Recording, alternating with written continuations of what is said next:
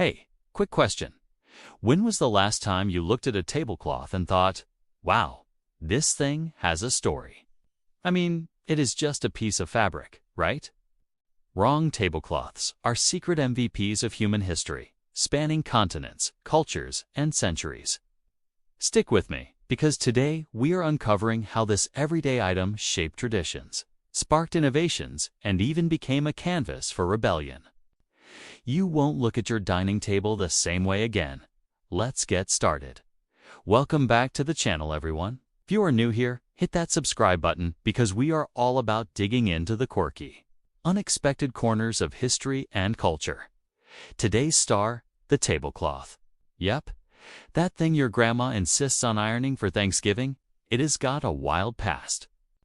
We are going to explore where tablecloths came from, how they have evolved, why they matter in different cultures, and toss in some jaw-dropping fun facts along the way.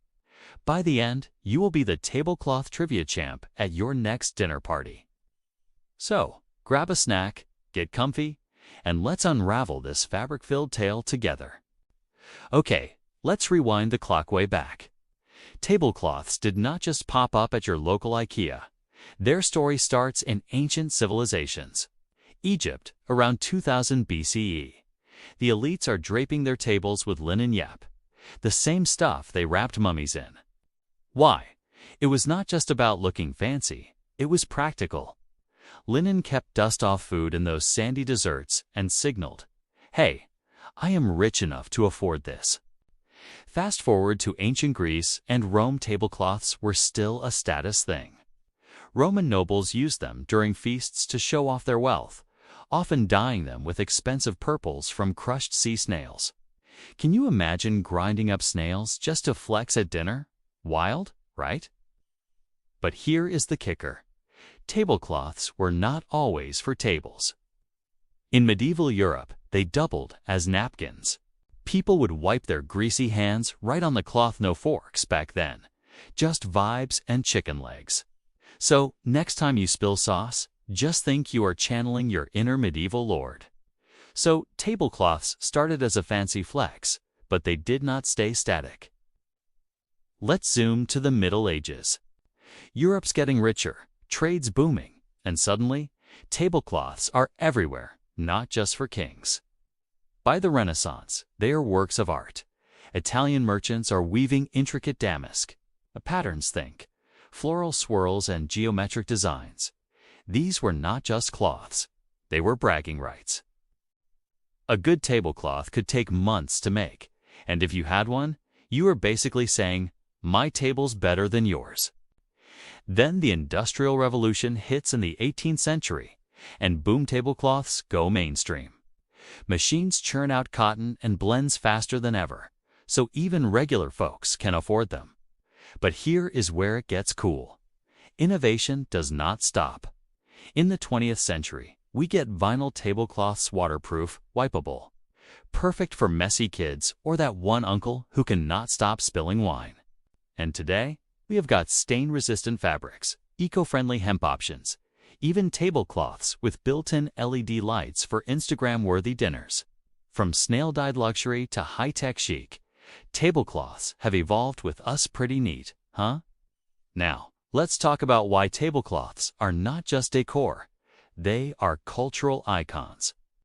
In France, a crisp white tablecloth is sacred. It is the backbone of every bistro meal, a symbol of hospitality and refinement. You do not mess with it. It is like disrespecting the baguette. Over in Japan, it is different.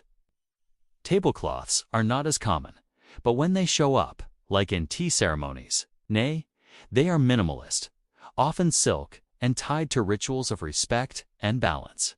Then there is Mexico. Ever seen those vibrant hand-embroidered tablecloths at a fiesta?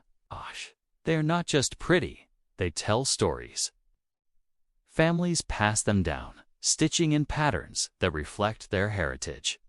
And do not get me started on Eastern Europe. Think Poland or Ukraine, where tablecloths are practically family members. Embroidered with folk designs, they are rolled out for weddings, holidays, even funerals, symbolizing unity and tradition. But here is a twist. Tablecloths can rebel too. In the 1960s, hippies in the US ditched the stiff, formal ones for tie-dye versions, peace, love, and a middle finger to the establishment. All on a tablecloth.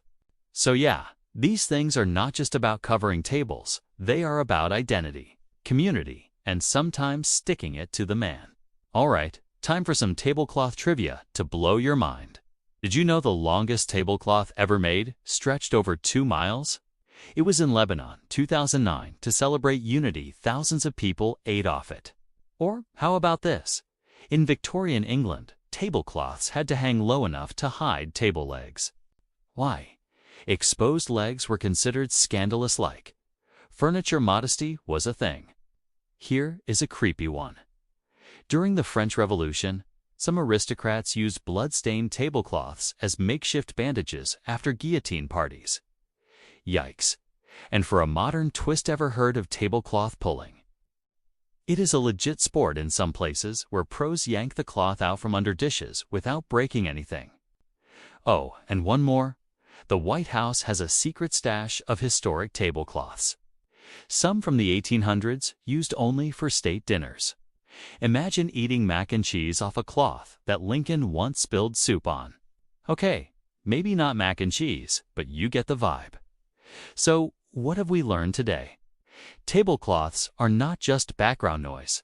They are threads in the fabric of human history, pun intended.